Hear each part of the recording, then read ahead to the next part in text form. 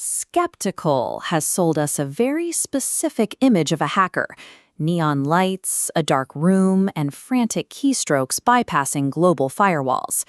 But the defining line between a cybercriminal and a security professional has absolutely nothing to do with the software they use or how fast they type.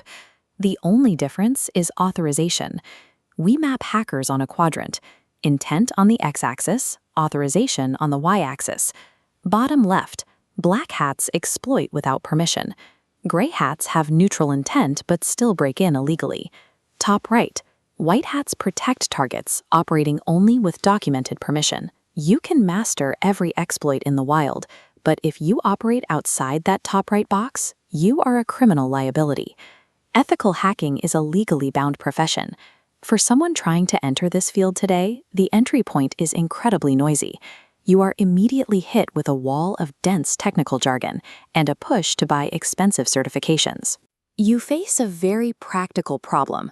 How do you go from zero IT knowledge to getting paid to find security flaws without risking jail time or emptying your bank account? We are going to build a completely free learning roadmap. We will break down how the bug bounty economy actually pays out and clearly define the hard legal lines you cannot cross. Turning this into a career requires navigating a massive gap between solving simulated puzzles online and delivering actionable risk reports to corporate executives. The modern starting line for security training costs nothing. You can build your entire technical foundation using free, gamified lab environments. Platforms like TryHackMe, HackTheBox, and the Portswigger Web Security Academy provide thousands of isolated, intentionally vulnerable systems.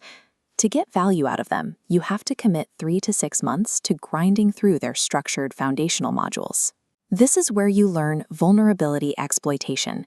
You will learn how to identify a flaw in a system's logic or code and successfully force that system to do something the developer never intended. By the end of this phase, you gain hands-on, practical mastery of real-world attacks, and you accomplish this without spending a single dollar. But there is a trade-off.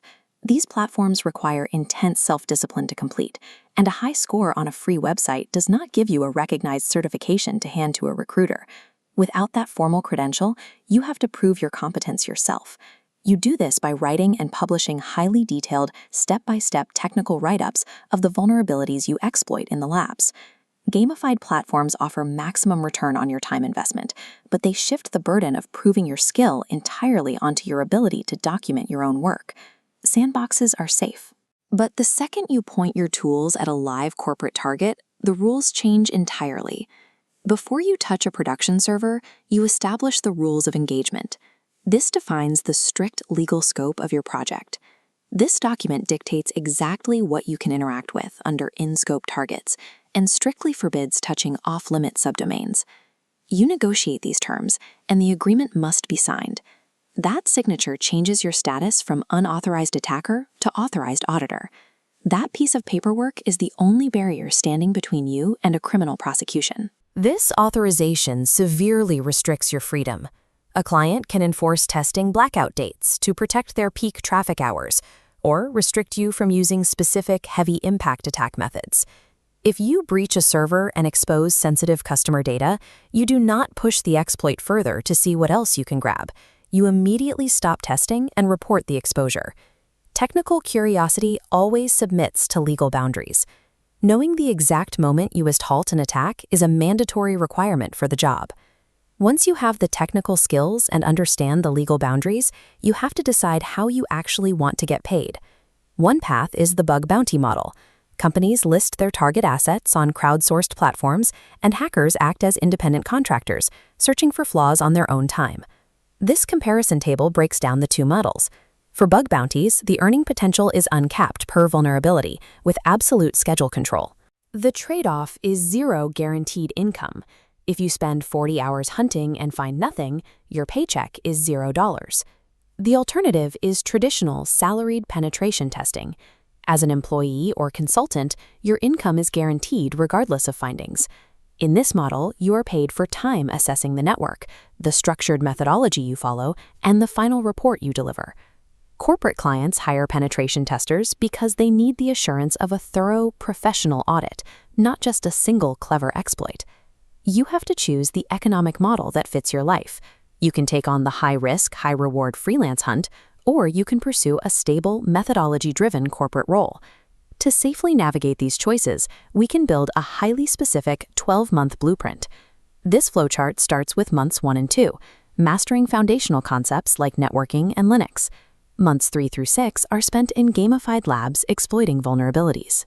Months 7 and 8 focus on legal scopes and reporting. Finally, the roadmap splits into your ultimate path. If you are budget-conscious and self-directed, you transition directly into bug bounties. You rely entirely on your public portfolio of write-ups to prove your worth to security teams. If you are looking to switch careers and want stability, you use the skills you built in the free labs to pass a vendor-neutral certification. You use that credential to apply for a salaried pen testing role. This roadmap is steep. It forces you to spend months studying very dry, unglamorous IT basics before you ever attempt to hack. But skipping those foundational nodes guarantees one of two outcomes. You either lack the knowledge to find real vulnerabilities, or you make a technical mistake and step outside of your legal bounds. Getting started in ethical hacking is highly accessible. If you have the discipline, the technical training costs nothing. But the glamorous fantasy of rapid keystrokes fades quickly when you realize the actual job relies on meticulous documentation. The most successful hackers in the industry are the ones who can find a critical exploit and then clearly explain the business risk of that exploit to a board of executives. Ethical hacking relies on your ability to break into a system, but it is defined by your ability to secure the authorization to do it and the professionalism to explain how to fix it.